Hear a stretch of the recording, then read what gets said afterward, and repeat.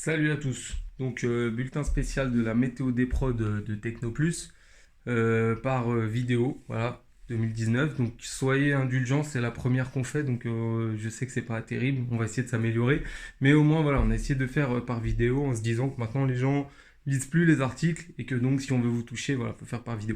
Donc, trois choses qu'on voulait vous dire ce semestre qu'on a remarqué. Trois problèmes en fait, qui ont posé le plus d'accidents qu'on a eu à gérer sur les teufs. Le premier, c'est le retour de la mescaline. Donc de la mescaline souvent liquide, même cette année ça a toujours été liquide. C'est un truc qui est cyclique, qui revient depuis les années 2000, hein. Il y en a souvent de la mescaline, alors des fois c'est liquide, des fois c'est sous forme de micro-pointe en forme d'étoile, d'autres fois on a vu sous forme de poudre, de différents trucs. Bon, le point commun c'est que c'est jamais de la mescaline, hein. C'est des arnaques en fait à la mescaline. La mescaline c'est hyper rare comme produit en France. En fait, c'est assez facile de s'en procurer sous la forme de cactus, puisque c'est le principe actif des cactus, le San Pedro et le fameux peyote. Après, pour l'extraire, c'est une autre affaire et il n'y a pas beaucoup de gens qui le font parce que c'est compliqué et tout. Et du coup, ce qui est vendu, mais par contre, ça garde une bonne image, la mescaline. Donc, c'est un. Quand vous avez un truc à vendre qui est un peu pourri, qui est un peu bizarre, genre, je sais pas, du 2CT7 ou un truc comme ça, vous vous dites ça, personne va vous en acheter. Si vous dites que c'est de la mescaline, là tout de suite ça passe mieux, les gens en veulent. Donc c'est vraiment le produit d'appel pour les revendeurs. Donc quand on vous vend, enfin quand on vous propose un truc qui s'appelle mescaline, voilà, ça doit allumer une petite lumière rouge dans votre tête, c'est bizarre. Pourquoi pas, hein, ça peut, mais en être vraiment, mais c'est bizarre quand même.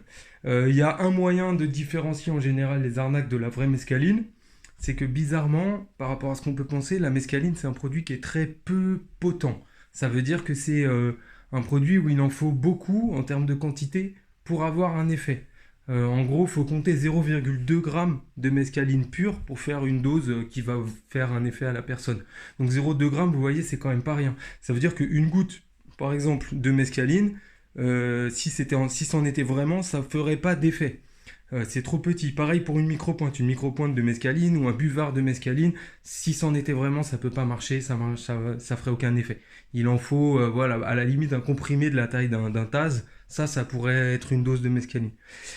Ensuite, deuxième critère, donc là pour ce qu'on a vu ce semestre, c'était de la mescaline, soi-disant de la mescaline liquide, un liquide coloré bleu-vert, et qui était censé se prendre par voie nasale ou sublinguale, c'est-à-dire on garde la goutte sous la langue.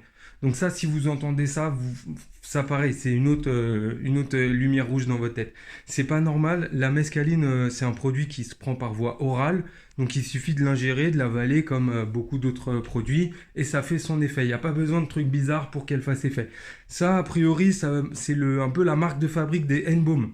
Les N-Baum, vous en avez peut-être déjà entendu parler, c'est une variété, on dit les N-Baum parce qu'il y en a plusieurs, le 25i N-Baum, le 25B N-Baum, le 25E N-Baum, voilà. En fait, c'est les dérivés des 2C. Vous savez, des 2CB, 2CE, 2CI, et ben ça a donné, quand ils ont été interdits, bon après il y a des chercheurs qui ont trouvé d'autres molécules qui ressemblent et qui sont donc les N-Baum. Les 2C, c'est des dérivés de la mescaline. Les N-Baum, c'est des dérivés des 2C. Donc indirectement, c'est quand même relié à la mescaline comme produit. Mais c'est quand même pas du tout de la mescaline. Et bref, la particularité des N-Baum, c'est qu'ils sont peu actifs par voie orale. Donc pour qu'ils fassent effet, il faut effectivement les prendre en sublingual ou en nasal. Voilà, c'est les deux principaux modes de conso. Après, il y a le plug, il y a d'autres modes de conso, mais c'est principalement cela pour le prendre en transmuqueux. Donc voilà, quand on vous vend de la goutte de mescaline à prendre par le nez, bon, il y a 99% de chances que ça soit d'Enbaum. Là, on n'a pas fait de test d'analyse, on n'a pas pu en récupérer sur les produits qui étaient vendus ce semestre, là, dans début 2019, mais il y a 99% de chances pour que ça soit d'Enbaum. Alors les N-Baum, si ça vous intéresse, on a un flyer Technoplus sur le sujet. Je ne vais pas vous le résumer, mais simplement, c'est des produits, pour vous en dire deux, trois mots, quoi. C'est des produits qui sont assez récents, donc qu'on connaît assez peu. Ce qu'on voit en tout cas, c'est qu'ils ont quand même fait pas mal de morts par rapport à la quantité de gens qui les ont consommés. C'est-à-dire que c'est pas des produits de grande consommation comme peuvent être, je sais pas, la coke ou même le LSD. Et pourtant, il y a eu quand même pas mal de décès, donc ça laisse entendre que c'est des produits qui ont quand même une dangerosité potentielle. Nous, en tout cas, à Technoplus, on a eu à gérer pas mal de gros bad trips avec ça. Là, ce semestre, c'est pour ça qu'on fait cette vidéo, on en a eu deux à gérer, des bad trips, dont un mec qui quand même parlait d'expérience de mort imminente et tout, un truc où il a vraiment pris cher, quoi. Donc voilà, il y a c'est la question des batteries psychologiques, de passer un mauvais moment. Et l'autre problème qu'il y a, c'est la question de, en fait, c'est vasoconstricteur, c'est-à-dire que ça resserre le diamètre des vaisseaux sanguins. Et du coup, ça, en cas de surdose, ça peut donner, ou de problèmes cardiovasculaires présents déjà chez la personne, ça peut donner des accidents du type infarctus ou AVC. Donc voilà, nous par exemple, je me rappelle que moi, une intervention où j'étais présent, on a évacué un mec comme ça qui avait pris du N-Baume en trop grande quantité. Parce que le problème, c'est que quand c'est en gouttes à mettre par le nez, c'est difficile pour le vendeur de doser. Il met les gouttes directement dans le nez, entre deux voitures, dans le noir, avec une fiole toute pourrie. Bon, il y en a trop qui passent. Et du coup, la personne fait une surdose. Et là, voilà, il y a ce risque-là qui arrive. Donc là, le mec en question, il commençait à avoir vous savez, des contractions seulement d'un côté du visage. Donc ça, c'est une des marques des AVC. Alors voilà, bon, les AVC, il y a un truc, vous pouvez faire la méthode FAST. F, face, il faut que la personne elle soit capable de faire un sourire ou de bouger le visage normalement sans qu'il y ait un côté qui reste ou qu'elle n'y arrive pas.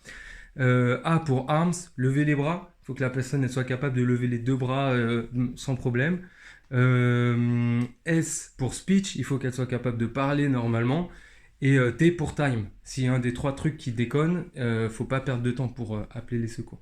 Donc voilà, faites attention avec les arnaques à la mescaline. Si vous envoyez, sachez que ça n'en est pas.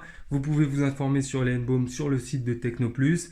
Et partout en France, il y a des associations qui proposent l'analyse de produits. Donc si vous avez un produit qui vous pose problème ou vous n'êtes pas sûr, avant de le consommer, vaut mieux le faire analyser. Savoir au moins vraiment ce que c'est, mieux connaître ça permet de connaître les dosages, les techniques pour réduire les risques, etc. Voilà, take care et je continue la vidéo tout à l'heure.